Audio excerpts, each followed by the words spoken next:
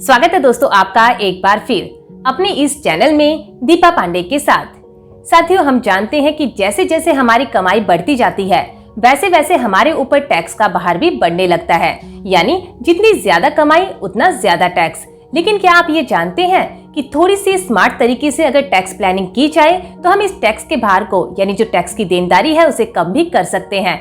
Even इसे zero भी हम पहुंचा सकते हैं। बस जरूरत है तो अपनी सेविंग और खर्चों में थोड़ी समझदारी दिखाने की। तो चलिए आज की जानकारी में हम उन जरूरी पॉइंट्स को कवर करेंगे जिसका यूज करके आप टैक्स सेविंग कर सकते हैं। इनकम टैक्स एक्ट के उन 5 महत्वपूर्ण सेक्शन को आसान भाषा में समझेंगे जो हमें टैक्स सेविंग में मदद करते हैं। तो वीडियो को अंत तक जरूर सुनिएगा।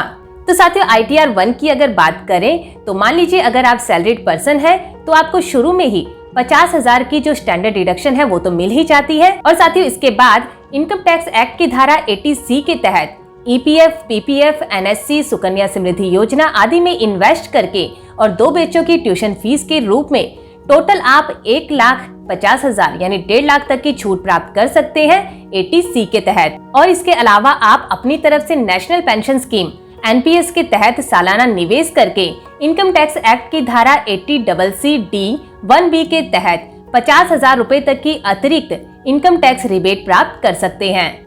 तीसरा, अगर आपने होम लोन ले रखा है तो आप इनकम टैक्स एक्ट की धारा 24B के तहत उस लोन के जो इंटरेस्ट अमाउंट है उसके ऊपर 2 लाख रुपए तक की छूट प्राप्त कर सकते हैं।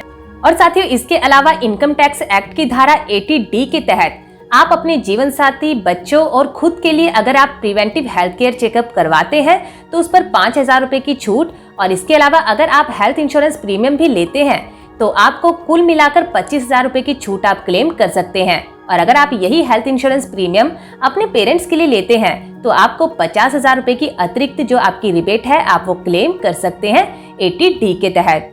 तो चलिए साथियों, अब बात करते हैं डोनेशन की, जिसके तहत आप ऑथराइज्ड संस्थानों में दान या चंदा देकर उस चंदे की राशि को 80G के तहत क्लेम कर सकते हैं। एग्जाम्पल के लिए, हमने कोरोना काल में PM केयर फंड या CM केयर फंड में जो पैसा जमा करवाया था उसे भी आप 80G के तहत क्लेम कर सकते हैं। बस ध्यान दीजिएगा कि इसकी आपके पास रसीद होनी चाहिए, उसकी डिटेल डालकर ही आप ये छूट प्राप्त कर सकते हैं।